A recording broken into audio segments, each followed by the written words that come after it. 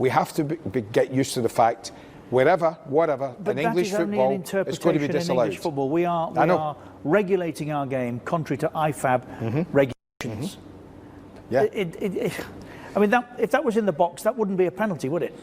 No, if it was a defender, it would not be a penalty. Well, how can you have two interpretations of handball? Because you do. When I last looked at the laws of the game, Andy, See, there were falls. not two. What I'm saying there, as he falls, the ball's going that way, Richard. So it didn't.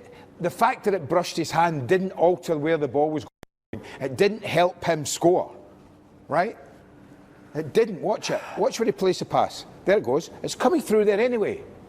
So it didn't alter where the ball was going. I go back again to this. Players, not one single Liverpool player, same as Sheffield United, were claiming for handball. Can I not go back to one of the excuses we were given by VAR early in the season when Tammy Abraham was clattered at Norwich? Yeah. Liverpool had an opportunity, did they not, beyond that incident, to reset? Reset.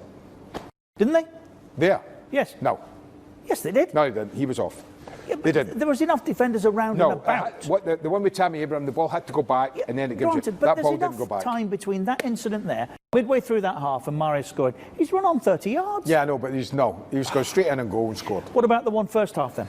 The goalkeeper. Yeah. This is the one I'm really. Listen, I hate looking for things like this. I know I do, but I just suddenly saw this. This is at 1-0. Goalkeeper decides to come all the way. Right? Now everyone thinks, great tackle, too tight. I suddenly thought, hold on a minute, I don't think he got that properly. And I think it hits his arm on the way through. Right? So, there you go, slow it down. So he comes out, the ball's gone beyond him, right? Handball. He's into it, so the ball's gone beyond him, but his elbow stops it. There you go. So he's miskicked it. So it's gone under his leg, so he's not done well. What has stopped it gone to Salah is the arm. Now, if I'm seeing that here, why are VAR or are VAR saying that doesn't count? Well, they're saying it didn't count because they probably didn't see it, but that's what they're there to do. Well, they have all the angles. Denied us enough opportunities. So there's three handballs we've seen today. That's a denial because the next thing he's doing is scoring. What I'm saying is rolling into an empty net if it goes through, if it doesn't hit his arm. Here's another one that they did spot tonight. This has really irritated Jose Mourinho. You see, the thing about this one, what they will say is, it hit the arm and went there. That's the difference between the Mahrez one. But this one's even as ridiculous, right? It's just as ridiculous. He's fouled. Yes, but that doesn't matter. And he's protecting himself from getting a boot in the face as he goes down. Yeah. So there's absolutely no intent there at all. No, there's no intent, but it doesn't need to be. This is what I'm saying. We have to get used to this now, and it's only in English football that when this happens, I mean, this is the most ridiculous thing. I guarantee you, Chris Wilder, who's suffered at Sheffield United a few times this season, if that goal hadn't been disallowed, he wouldn't have complained about it. I guarantee he wouldn't. Two other things. Roy Keane would have been swinging punches at both goalkeepers because that's a terrible error from Henderson. It wasn't good. And Alisson's was even worse, being beaten down at the near post. Yeah, there were a couple of goalkeepers. So goalkeepers do that. Yes, they do. Listen, the nature of a goalkeeper's job is you'll make a mistake. Because if you don't, then you're going to be pretty special. And no one has been so special in their lives as a goalkeeper. I've never seen one that's ever not made a mistake. I found it extraordinary when Keane said that. I mean, had I been with him, I'd have said, and sorry, where were you in the World Cup in America? Oh, home. Where were you in the semi-final against Aston Villa? No, at Villa Park. Hothead, sent off. Where were you in the... It means only anything to Villa? Well, the only thing is I'm hoping that Liverpool is off at the weekend as they were tonight. That would be the good thing. To Manchester City, Saints are safe, and City, of course. We see City are at it, Richard, because they've got Champions League and a possible FA Cup final to play. So that's why they're flying at it. Now, if Everton, I think if Everton go there on Monday night and win,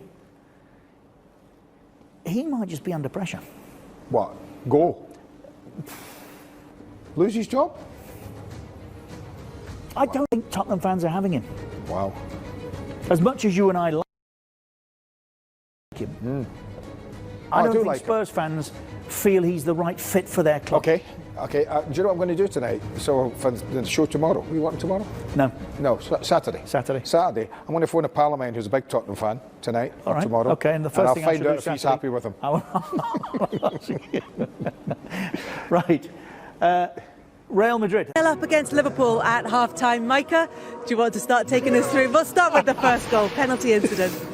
Yeah, I just think Gomez just gets a little bit too tight here. It's a beautiful term from Raheem. But yeah, I don't want to be too critical of Gomez there, because it is a scintillating turn by Sterling, and it just gets too tight. As a defender there, you know, with Sterling, he's got that pace, he's got that low sense of gravity, and he just pulls it back. And yeah, it definitely is a penalty, that one. Yeah, I think he just deserves to be punished for being so clumsy. I'm just trying to see what the actual foul is, but just being so clumsy, sometimes you deserve to be punished for that. And of course, it's Kevin De Bruyne who takes it, and he has such a good record. You know, De Bruyne, I'm running out of... Ad is at 8:15, and we will continue to build up to that. Now let's hear from inside both camps in the company of Jeff Shreves. Is it a challenge to maintain that focus and mentality now you've actually won the title? I don't think so, but we are all human beings, so we have to see. We have to see. It's not that anybody could tell us exactly how to deal with the situation when you are 7 games, when you have still 7 games to play and you are already champion. Nobody had that in England, at least. Nobody had that situation. So there are no books you can read about it. So we have to do what we do. Usually, everything looks fine. We didn't celebrate for a week or whatever. We had our night done. And then since then we train again pretty much, and that was all fine.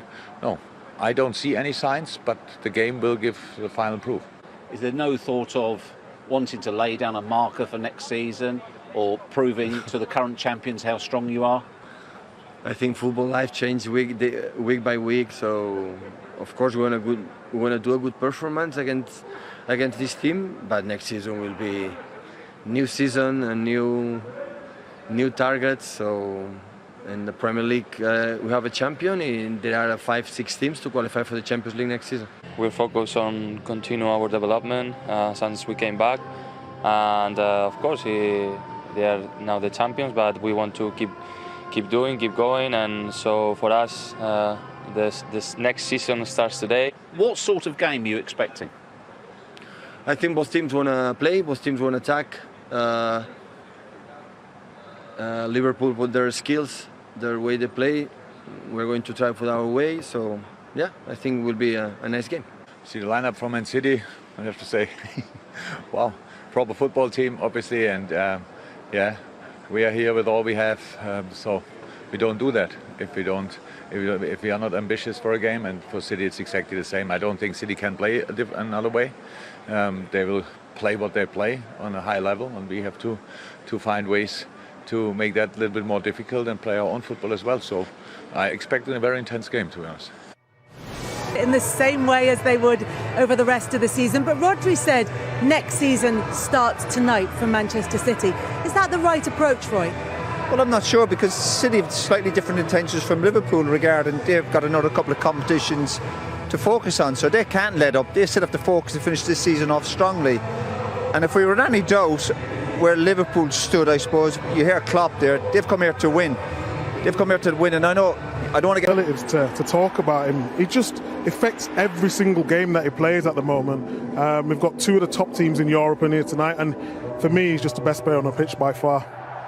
So great performance from Kevin De Bruyne, and he got the opening goal. Let's take a look at the second goal for Manchester City. What did you make of this one, Roy? Well, I'll be honest, Liverpool pressed the game really well the first 20 minutes or so, but every time City got through the lines, they looked dangerous. They're getting bodies in the box, and then young Ford in here, again, excellent ball. And the first touch makes it for Sterling.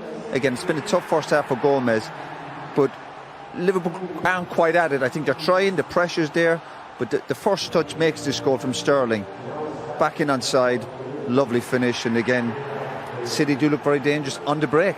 Been a long time since Liverpool were 2-0 down at half-time in a Premier League game, but even longer since they were 3-0 down, Micah. Yeah, I think they're still on the champagne, to be honest. You can't really blame them too much, because when you've won the league, you're not going to the same momentum. But let's not take away anything from City. Beautiful 1-2 here with De Bruyne and Foden. I keep talking about him. Everyone keeps saying he's one for the future, but for me, he's one for the present. He needs to be playing, and he's been in great form.